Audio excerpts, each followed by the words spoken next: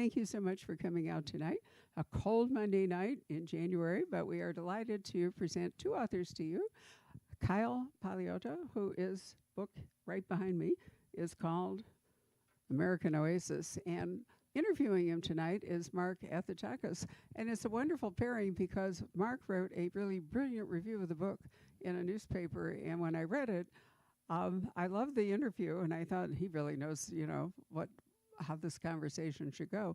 And then at the very bottom, it said that Mark was a reviewer and book critic living here in Phoenix. And I just lit up, and I thought, okay, maybe I can find him. And if I can find him, maybe he'll come in tonight and talk to you all. So indeed, here he is. So we're very happy to make Mark's acquaintance. I hope we will see him again. I did want to say just a couple words. The thesis of this book, they will explore. I first came to Arizona in 1950. I was 10 years old. My grandfather was a paraplegic, and Chicago was a terrible place for him to spend the winter. When I came here, the airport was a little tiny. There was Terminal 1. Baggage claim was outdoors on a carousel. You had to take a buckboard to go into Scottsdale. I'm really serious.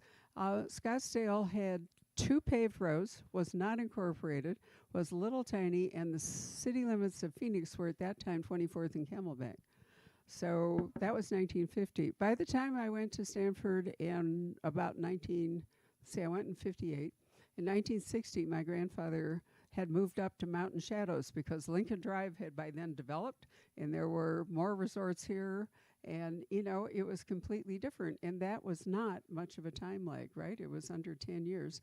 And today, it's just, I know, I feel as though we're in part turning into Beverly Hills with high rises and glass and the whole bit. And so I have actually lived through, because I'm a lot older than you are, what Mark is writing about in the book. And while there are chapters on various cities here, and I certainly hope he and Mark will talk about Los Angeles and the recent events there, which are so tragic and which really illustrate a lot of what Mark has to say. I think the chapter on Phoenix is fascinating, and I had no idea that Arizona highways was so significant in the growth of Phoenix. So that was something I learned that I thought was terrific. So I'm going to turn it over to Mark and to Kyle. Thank you very much for coming tonight. Thank you so much, Barbara. And just to quickly reintroduce myself, my name is Mark Athitakis. I'm a critic based in Phoenix, actually Chandler, and it was my privilege to review Kyle's book for the Washington Post. I also serve on the judging panel for Southwest Books of the Year, which is administered by the Pima County Public Library. The publication for 2024 awardees will be hitting libraries and bookstores in various places in the next few weeks. We'll also have a few panels at the Tucson Festival of Books, if you can make it down there in March. And I'm here not to talk about myself, though. I want to introduce and talk with Kyle, and we were talking earlier, we could fill 3 hours easily talking about all of the themes that he hits on. But what I want to do in terms of order of operations is I want to introduce Kyle, have him read a little bit from his book, American Oasis. I'll throw a few questions at him for about 20 minutes or so, and then we'll throw it out to you all, either online or here in person, and continue the conversation. So Kyle Paoletta's reporting and criticism has appeared in Harper's, New York, The Nation, The New Republic, The New York Times, The Believer, The Columbia Journalism Review, The Baffler, High Country News in Boston. He holds an MFA in fiction from Columbia University and previously worked at GQ and New York Magazine. He is a native of Albuquerque, New Mexico. We'll talk about that. And lives in Cambridge, Massachusetts. This is his first book. So please welcome Kyle Paoletta. Thank you, everyone. And thank you, Barbara, and thank you, Mark, for the very nice introduction. To get us started, I thought that I would go back into a little civil rights history because Martin Luther King Day today.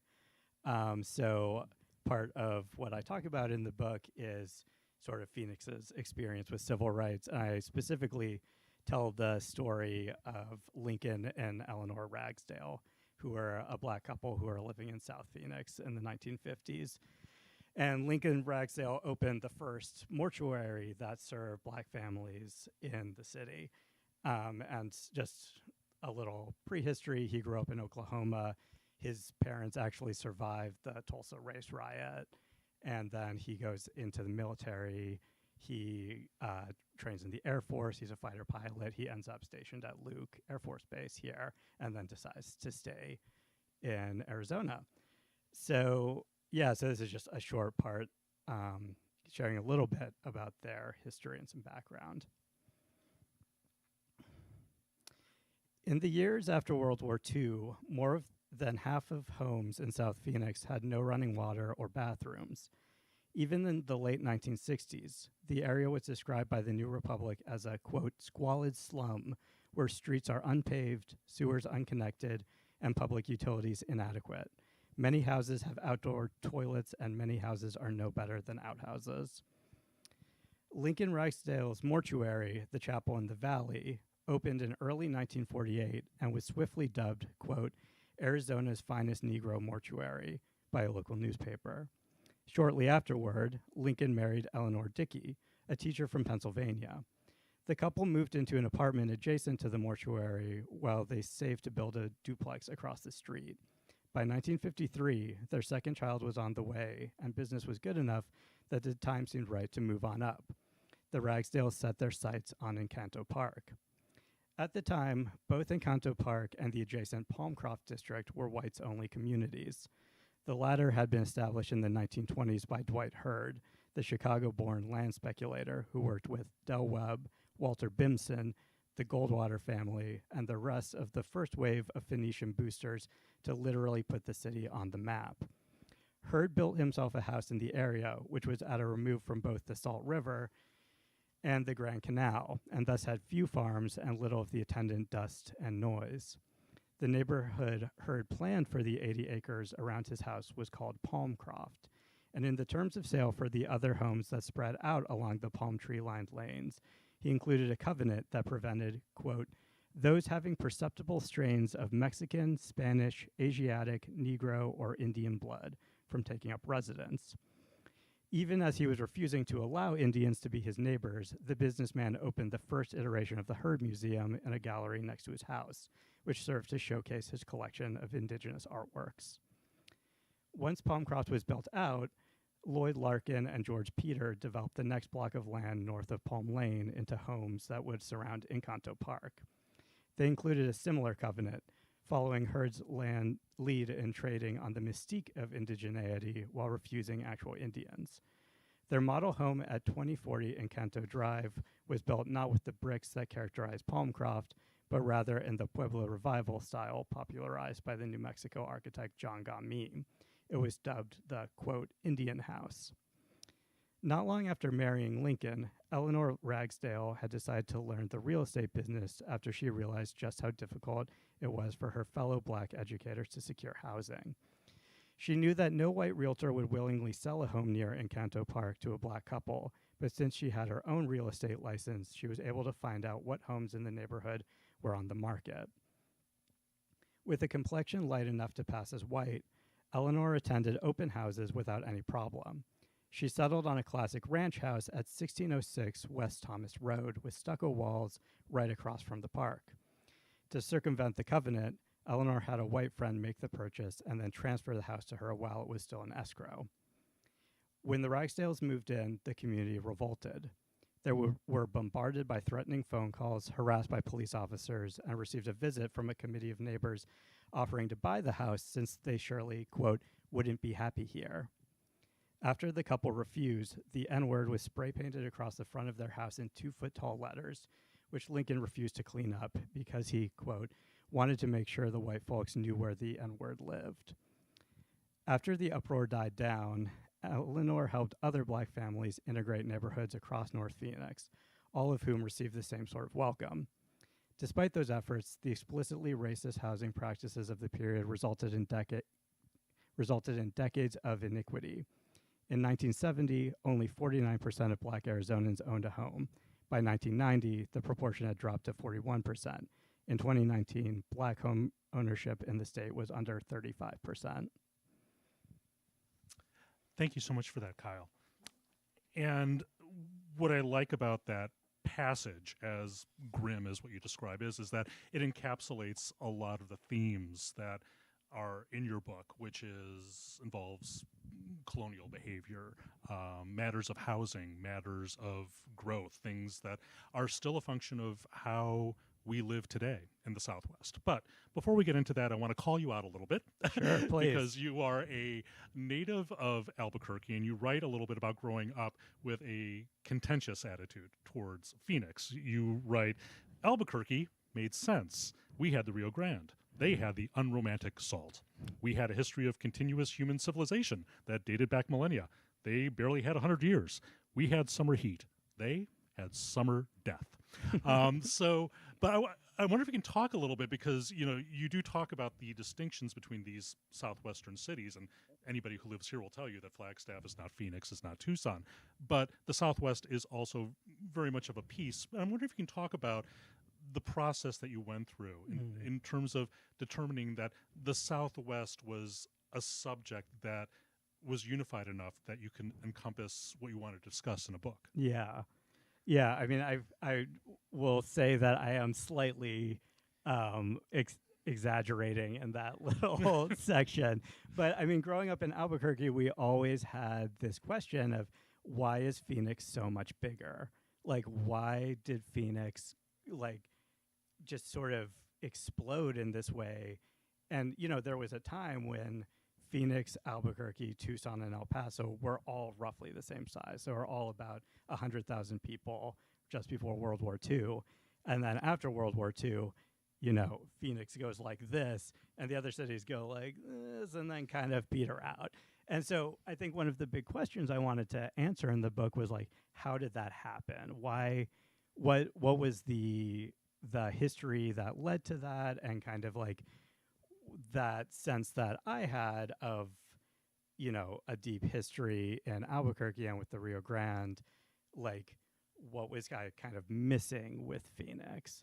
And I think, through reporting the book and doing research, of course, learned about the 1,000-year history of ancestral Sonoran peoples living in the Salt River and having, probably the most sophisticated agricultural society of pre-Columbian America, of just, sort of making do in a very sometimes harsh environment in this way that I found quite instructive to kind of combat the question I always get from people on the East Coast. That's just sort of how can people live there?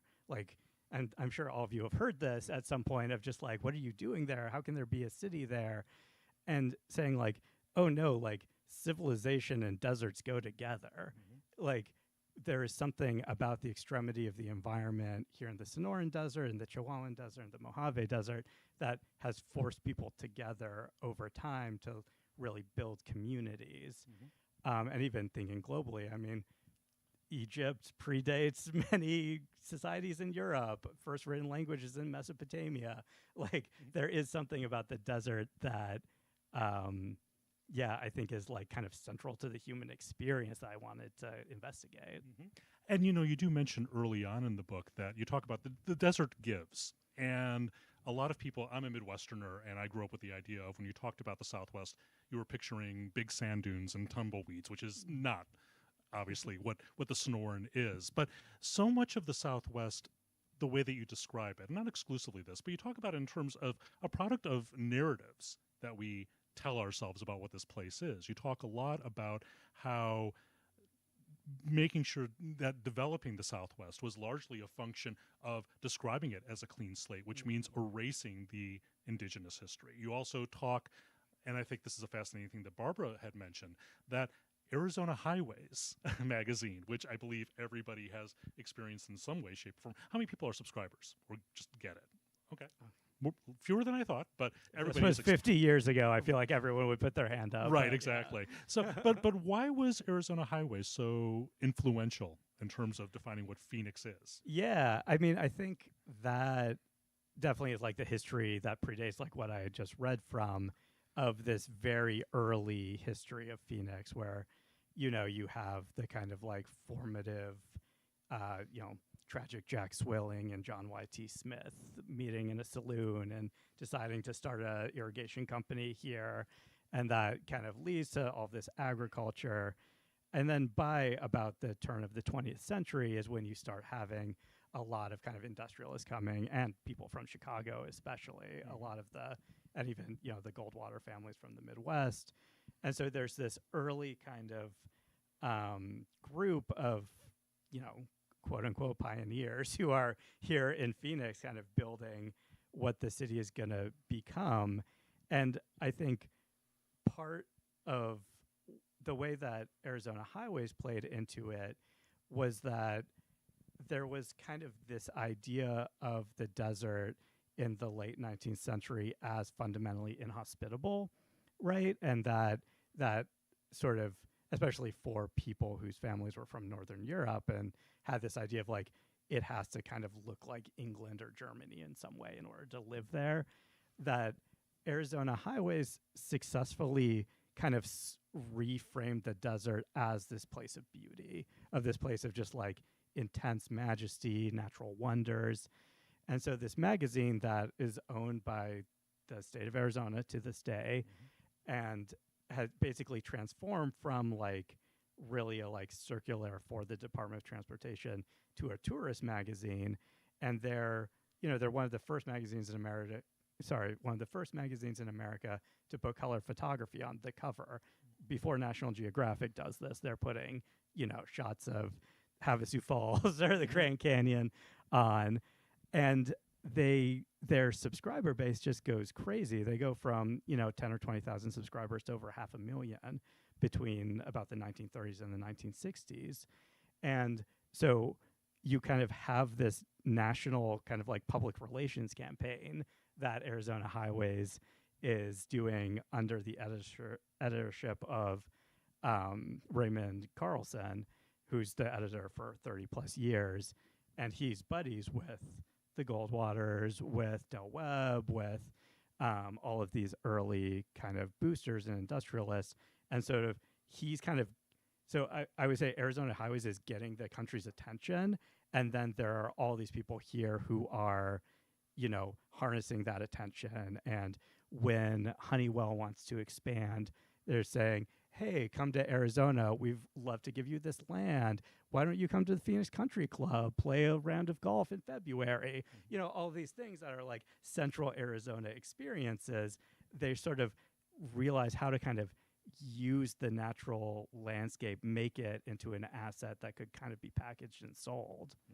I know from some research that I did myself, one regular contributor up like starting in the 30s to Arizona Highways magazine was Frank Lloyd Wright, and he was a strong advocate of the idea of desert living, desert housing, and of a very particular sort. Not necessarily, you don't have his Usonian homes in the Phoenix area, but he was an advocate of the idea that people can live in the desert so long as you were of a certain class. Right. Well, and I'll say that he was also friends with Raymond Carlson. I mean, his house was designed by Frank Lloyd Wright.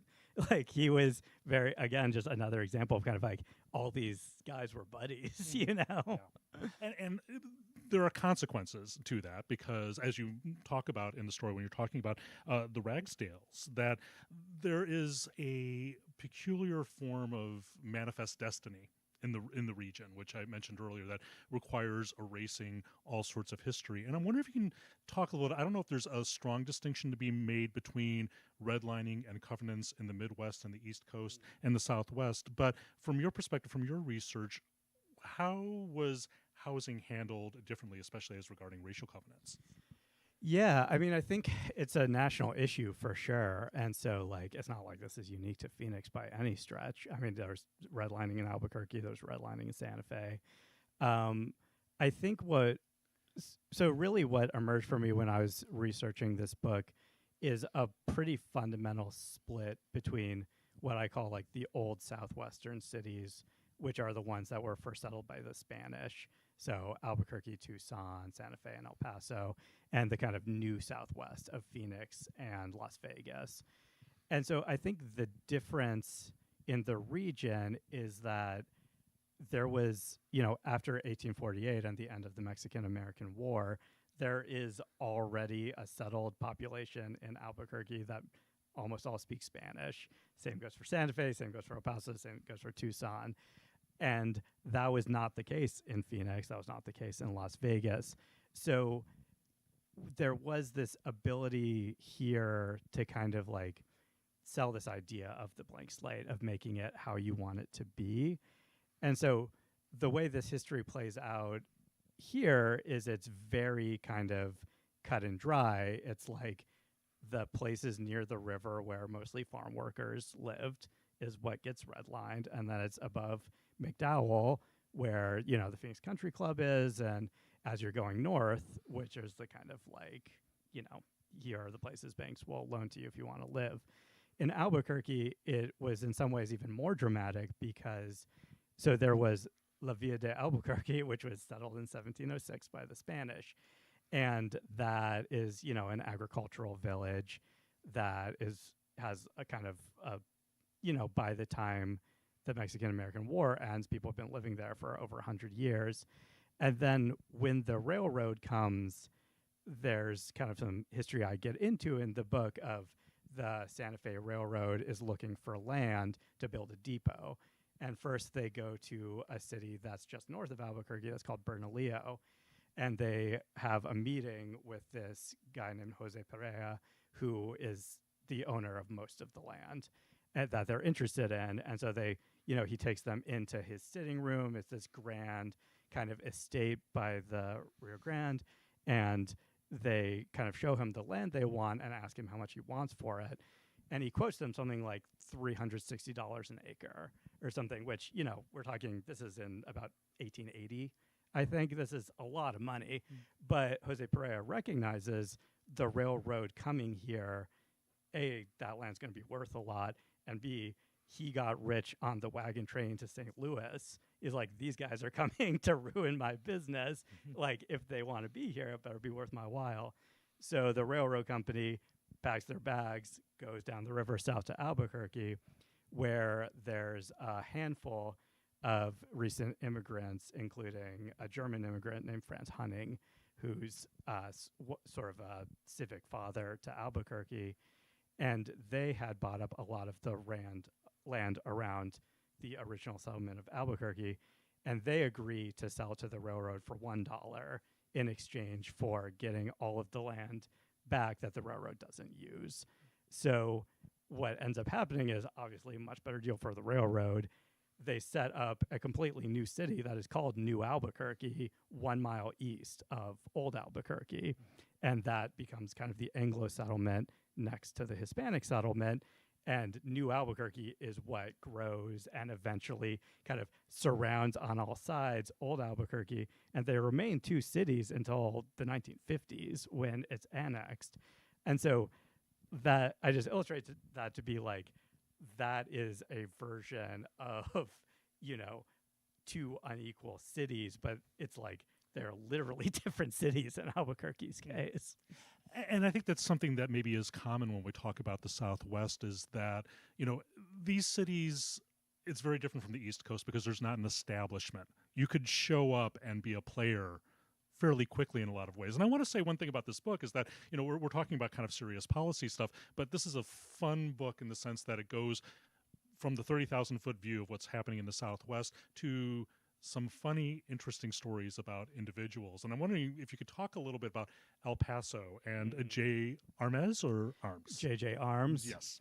Yeah, sure. Yeah, I mean, I think for me, it's like history, you kind of need some good characters to enliven it. And J.J. Arms is probably the most just like fascinating weirdo in the book.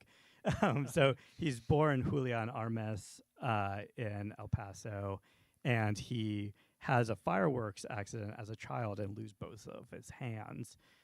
So it's this very tragic thing that's in the local paper, but the doctors end up giving him like prosthetic hooks for hands.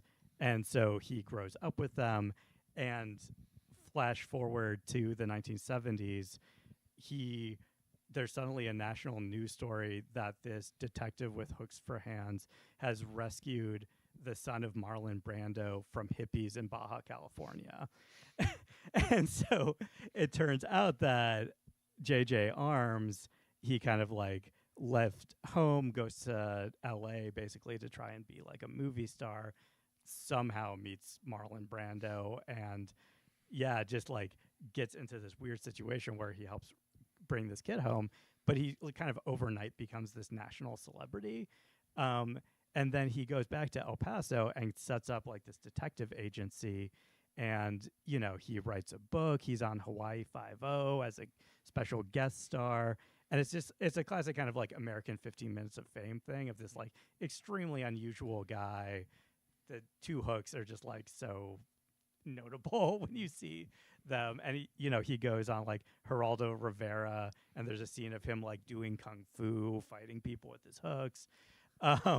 So, and like he would just be a curiosity, but then he ends up getting elected to city council in El Paso, and he's a part of this like very tumultuous decade in El Paso's history in the 1980s. And sort of getting back to that kind of like the city comparisons, like once upon a time, El Paso was the kind of industrial center of the Southwest.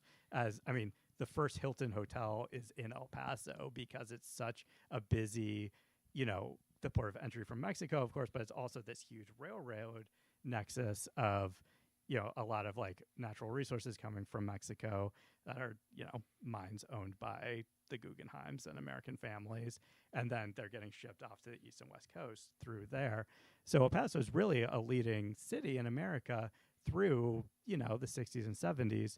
And then in the 80s, that really flips. And certainly Phoenix surpasses it, but also Tucson and Albuquerque. And so, like, I got interested in JJ Arms because I was trying to understand, like, kind of what happened to El Paso. It's now one of the poorest big cities in the country and obviously struggles in a lot of ways. And, like, talking to people there, they kind of pointed me to the 1980s where not only JJ Arms, but you have a very eccentric mayor who's kind of a sort of Donald Trump figure, of very grandiose, braggadocious, not super interested in the details, making a lot of very short-sighted decisions. And so, I think that idea of like, how does this city's fortunes change, and how is that kind of bound up with this super eccentric kind of minor celebrity?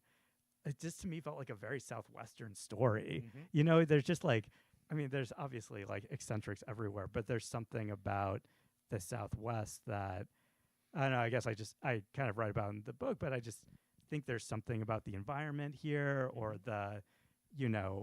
you look out on this infinite vista and there's a certain type of person who's like, I can fill that. Like I will kind of rise to that challenge. I think the Southwest loves its mythologies, maybe more than a lot of other regions in the country. But you brought his name up, so it's Inauguration Day. I think we'd be remiss if we didn't mention it. And I think you do talk about the border specifically here. And I want to read a short bit because you talk about, the tense relationship between the Border Patrol and humanitarian efforts on the ground on the border. And you're right, it's not that the U.S. Customs and Border Protection, with its $17 billion budget, cannot afford to set up and maintain its own network of humanitarian shelters. It's that a political choice has been made to spend much more money on walls that force migrants into the desert, drones that surveil their movements, and officers who track them down, all in the name of a deterrence strategy. We are unlikely to be the recipients of a humanitarian strategy regarding the border anytime soon, and haven't been, frankly, for some time. But looking ahead to the next 4 years, knowing what you know about what's happening in the border, what sort of pressure will humanitarian groups from churches and nonprofits be under at the border? Oh, man. I should say that I think what you just read, there is bipartisan agreement about that. I think Democrats very much have bought into this idea that the government's job is enforcement, and hopefully some churches and nonprofits can step in to deal with the actual humanitarian costs. And we saw that over the summer when Joe Biden signed an executive order basically making it impossible for people to claim asylum. Which alone is very much responsible for the low border crossings that we've been seeing the past couple months. But I think I'm worried about humanitarian causes, very much so. One of the people who I talked to in the book is Ruben Garcia, who runs this organization called Annunciation House, which is based in El Paso, and they have facilities there as well as in southern New Mexico. And they basically have enough room for about 3,000 people. And their job is, someone comes to the port of entry in El Paso and claims asylum. They get all their information put into the system. They get sort of a sense of you'll have to appear before immigration court eventually. Usually that takes years. And then they're released, and then they, just don't really, they have family that they're traveling to meet, or they have a destination, but there is a real need for humanitarian groups kind of for a day or two, give them some place to stay, some food, some water. Often these people have, been through hell to get that far of, riding on top of trains through Mexico, crossing Panama. It's such a harrowing journey that Annunciation House often is this kind of brief respite as they kind of gather themselves and then go to meet family.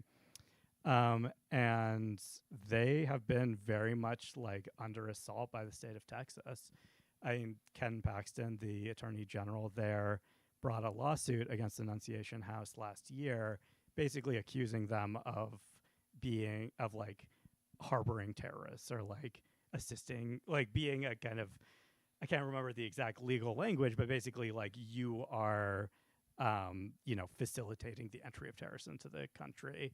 And that case has been going through the courts, and it's with the Texas Supreme Court right now, where the state is basically trying to shut them down.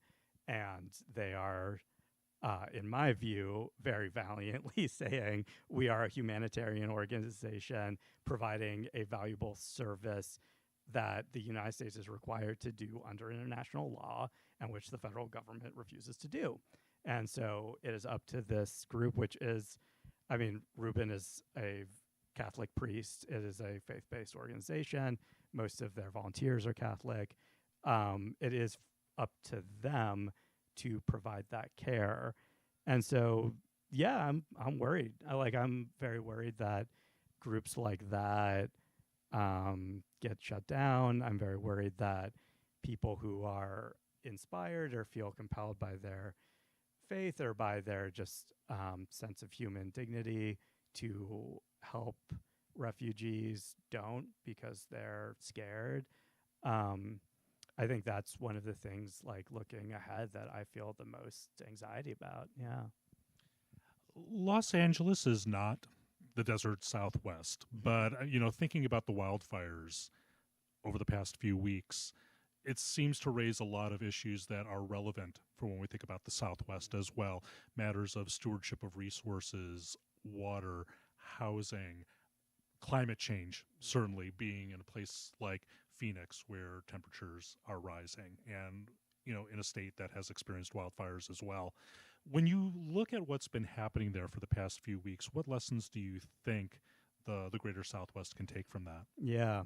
Yeah, LA and Southern California aren't the Southwest, but I sort of think of them as our comrades, right? I'm Southern California, and as well as kind of Texas, there is sort of a penumbra around the Southwest of places that I think share a lot of the culture that we have here, as well as face the same challenges. It's been really hard to see what's happened to LA the past couple weeks. It's 12,000 buildings have been burned down. There's still, tens of thousands of people who have been evacuated. People have died. And just as someone who really loves Los Angeles as just, one of the world's great cities, it's really heartbreaking to just think about the Pacific Palisades just doesn't really exist right now. A community like Altadena that's a really vibrant, multicultural, artistic community that has just been so devastated. So I think on a personal level, it's just really upsetting, and is sort of why I don't know, this part of like being a climate journalist is like this stuff hurts so much and it just like makes you want to stop it. Mhm. So I think I personally take a little bit of that that feeling of kind of like we need to keep fighting, like we need to keep fighting harder. Mhm. But I think to answer your question more directly, I think one of the takeaways I want people to have from this book is that we've kind of overshot the limits that the environment has given us, not just in the Southwest, globally. I mean, that's what climate change is, right? And if we want to adapt, if we want to survive, if we want to thrive in the 21st century, we need to figure out how do we kind of return to a more balanced way of life? How do we find a more sustainable way to exist here? I think in Arizona, there's a lot of these conversations around water, right? About like, have we overshot the amount of water that is available to us? What are the potential solutions to that? Do we need to be investing in water recycling plants, or using less outdoors, or are we going to build a desalination plant and a big aqueduct? That's not what I personally would advise, but these are the discussions that I know people are having here in LA, and looking at the fires and other communities that have been devastated by fire. I think there is a way in which we when nature tells us something, we need to pay attention and we need to learn from it. And so I 100% understand the push to rebuild as quickly as possible. And I very much want people whose houses have been lost to find a new home as quickly as possible. But I would love to see a more thoughtful process of how do we build more homes for people in places that aren't going to burn down? Is there a way that we can sort of create a harder barrier between sort of the built urban environment and the unbuilt natural environment, so that when these fires continue to happen, and they will continue to happen and will continue to get worse, how do we ensure that they're not harming people directly? And, I think Malibu is really nice. I think it's crazy that people still live in Malibu. And that's not me blaming someone who lives there, but,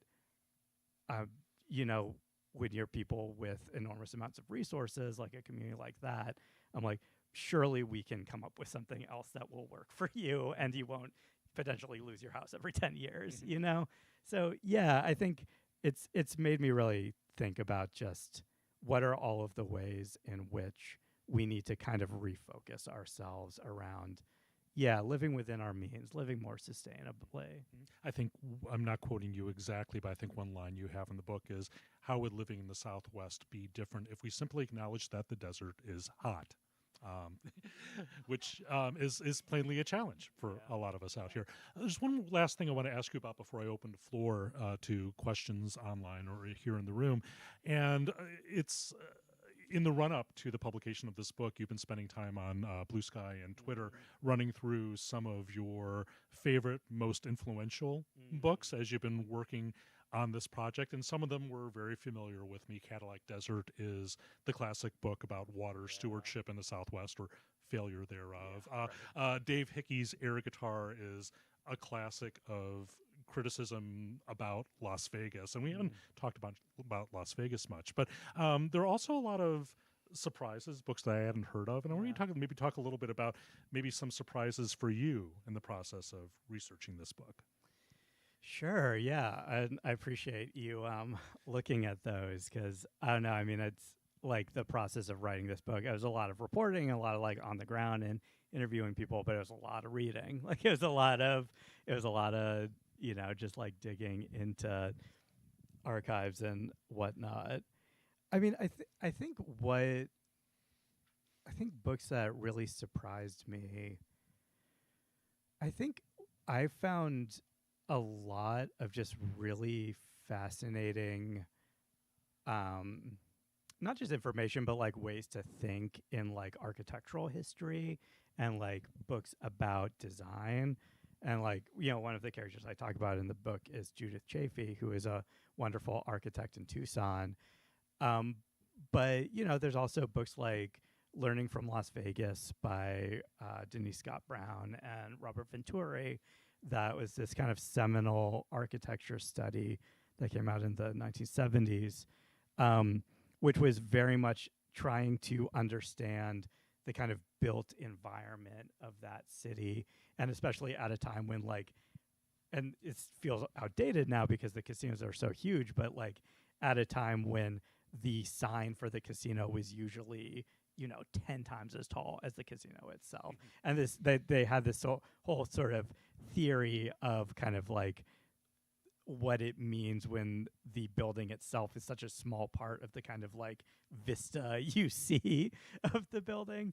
So yeah, I think something like that I found really fascinating.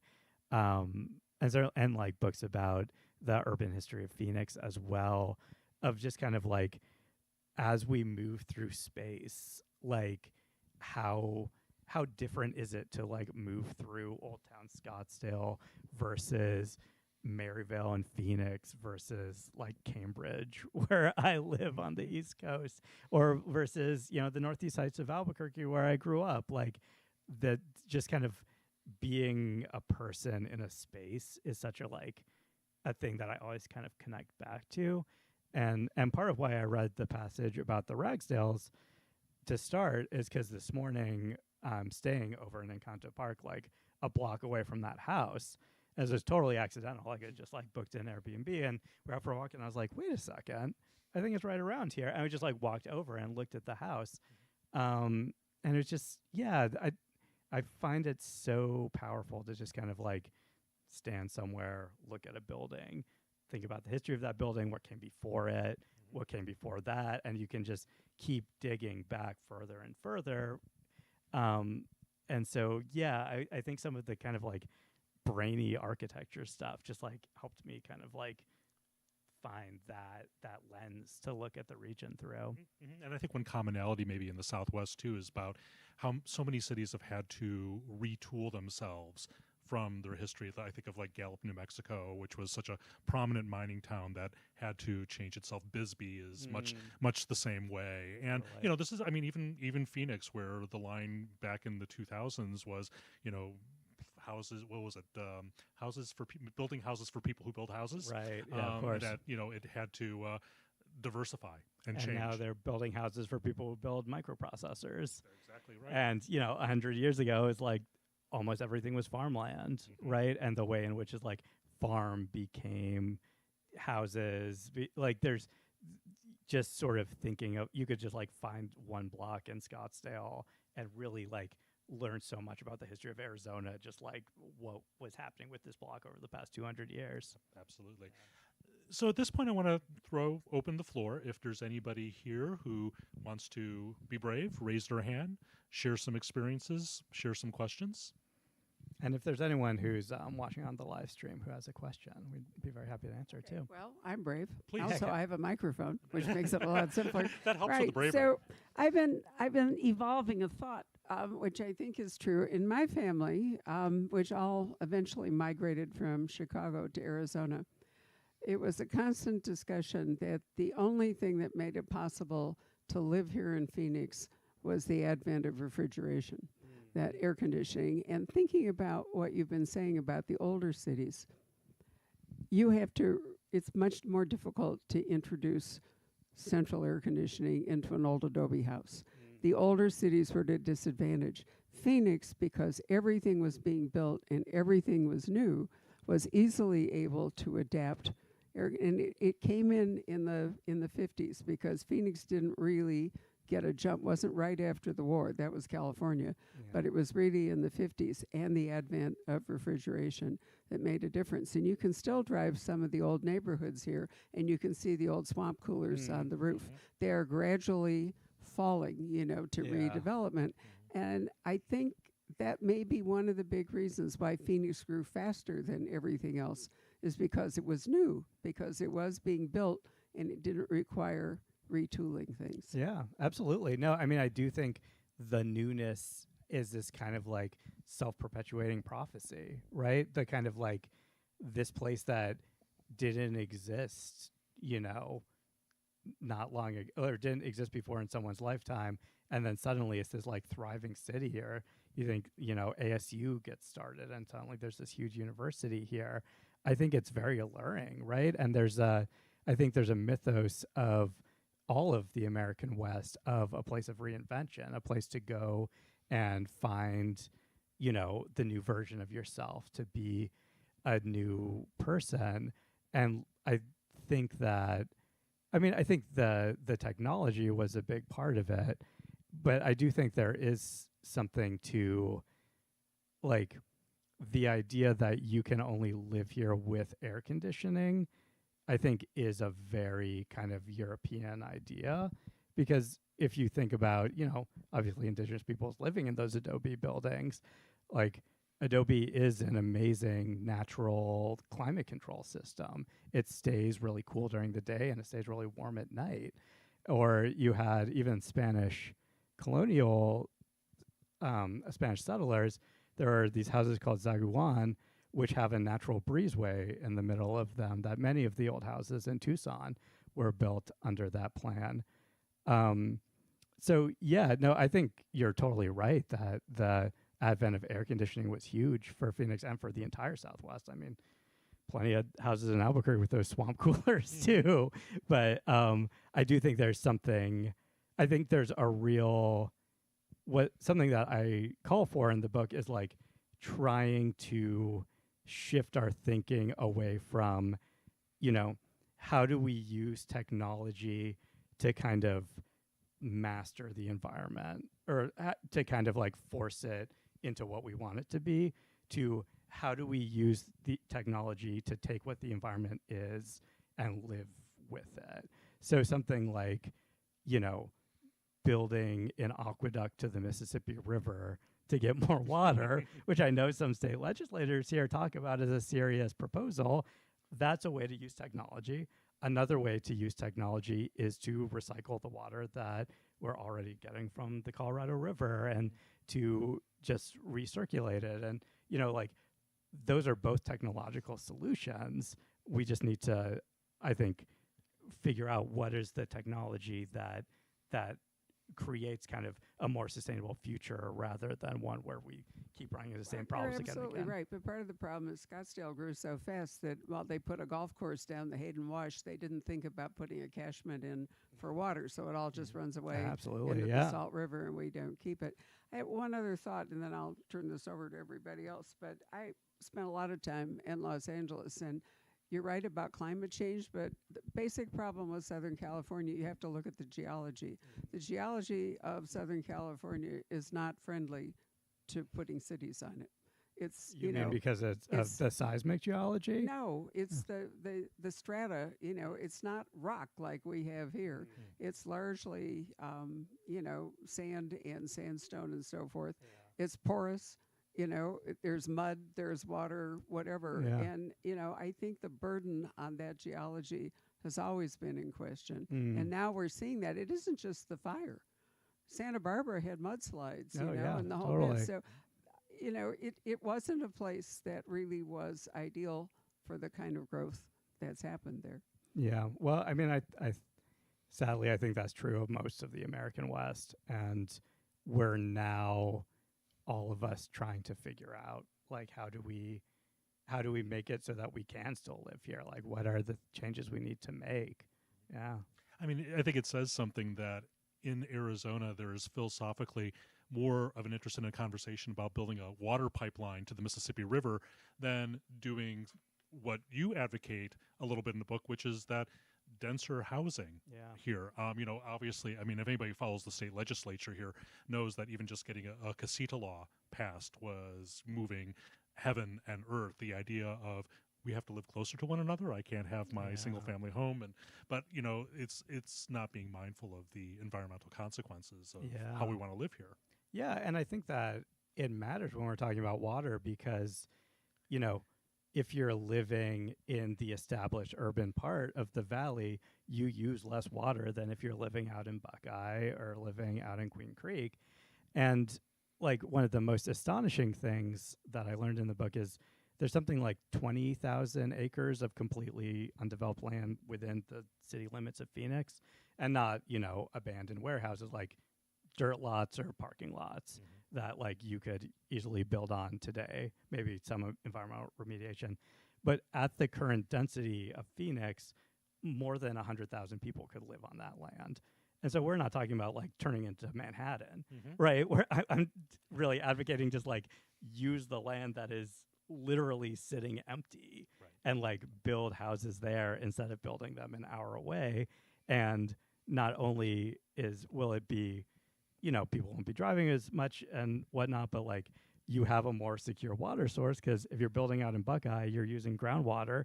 If you're building in Phoenix or in Scottsdale, you're on SRP, you're getting water from the like you just have so many like more robust water supply. So yeah, I just think there's all of these parts of kind of like our built environment that like in some ways they're not like crazy profound changes. It's it feels attainable to me, but obviously these things are fraught. Yep. Any other questions? Yes, please. I've got a question from Florida.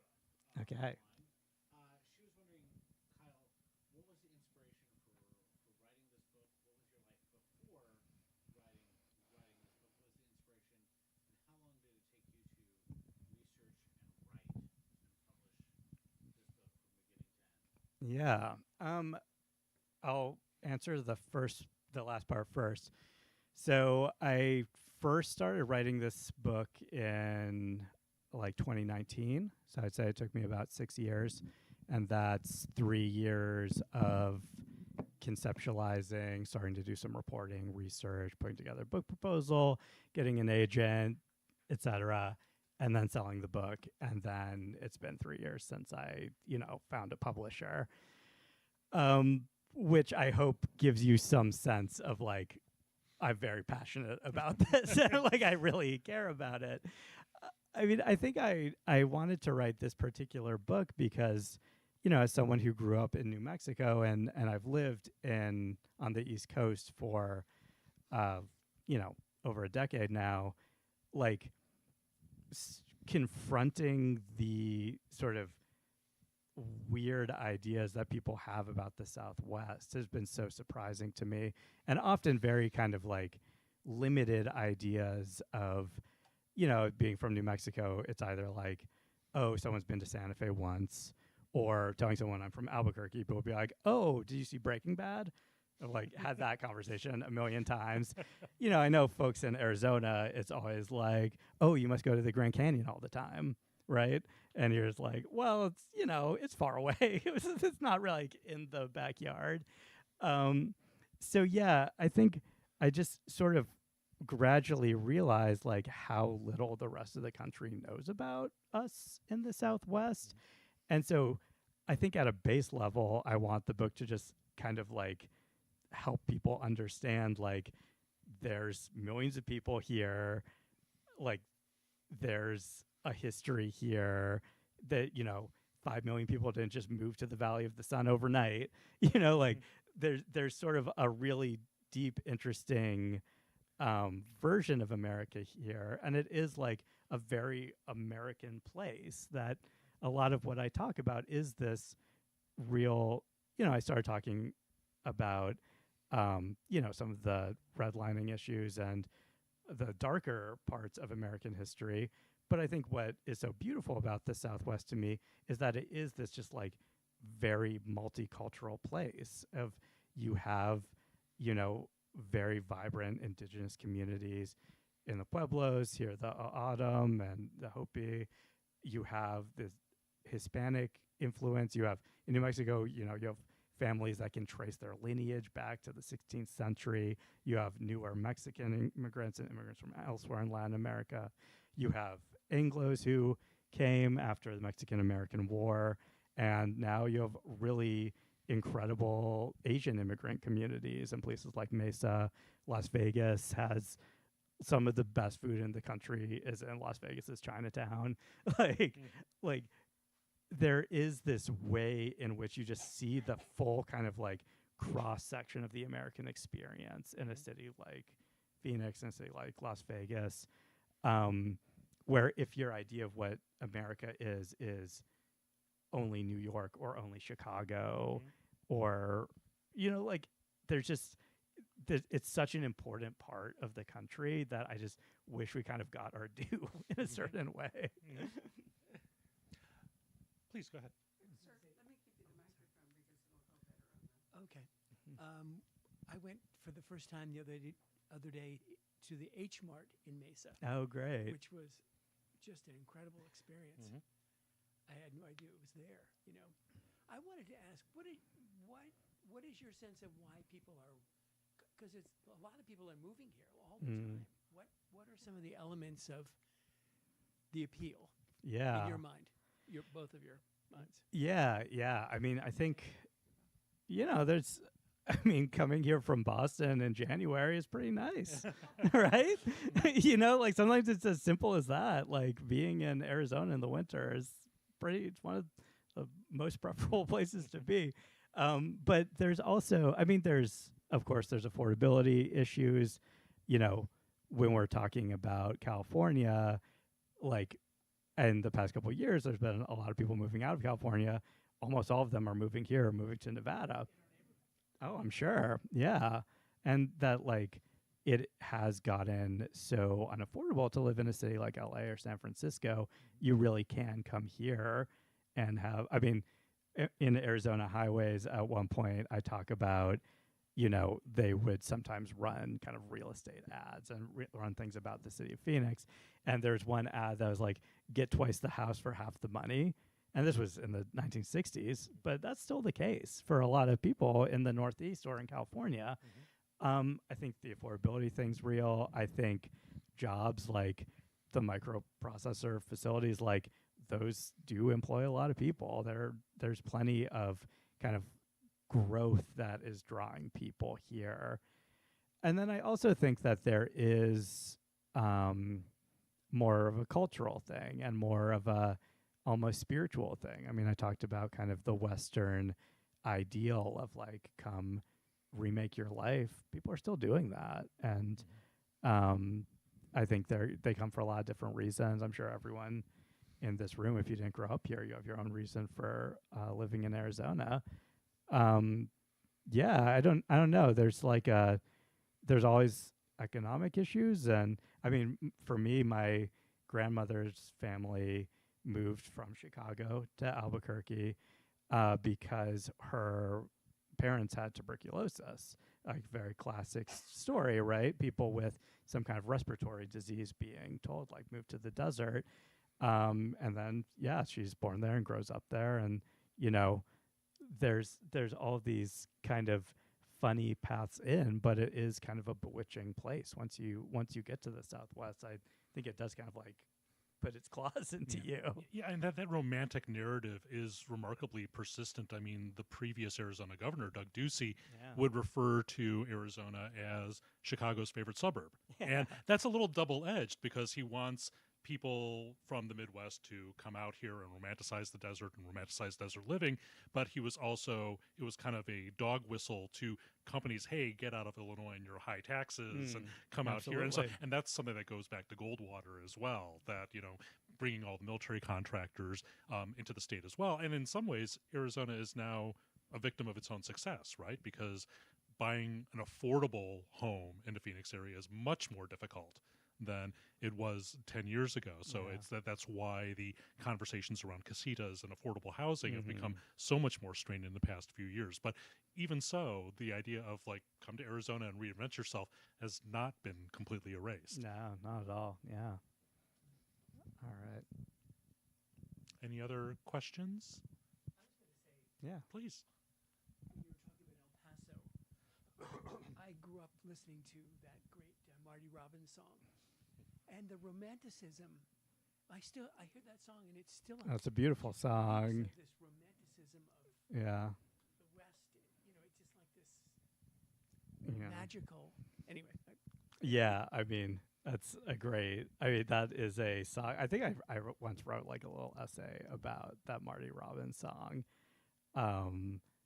Yeah, and even kind of that vinyl jacket of Marty Robbins in the black kind of cowboy outfit with the red background, and you go back to John Ford movies, Zane Grey novels, even like more contemporary stuff of Breaking Bad or No Country for Old Men, like they're like Old West. I mean, walking around here in Old Town Scottsdale, it's everywhere, right? Like the Old West still has a hold on us. We're running up to the end of the hour, but I think the last thing I wanted to do here was to quote a little bit from the book, because I think this is really kind of a nice summary of what you were endeavoring here, and I think succeeded in doing, is you talk about, call what's going on here the Southwest Syndrome. Delusions of grandeur, mixing with the pursuit of pleasure to disastrous results, all of it amplified by the extremity of its desert setting. So thank you so much for taking some time to talk about this weird, complicated, troubled, strange region of the country. Yeah, thank you so much. Yeah, this is really fun. Thank you, everyone. And I think, obviously, Barbara, we have books for sale. We do have books for sale, and if you've bought your book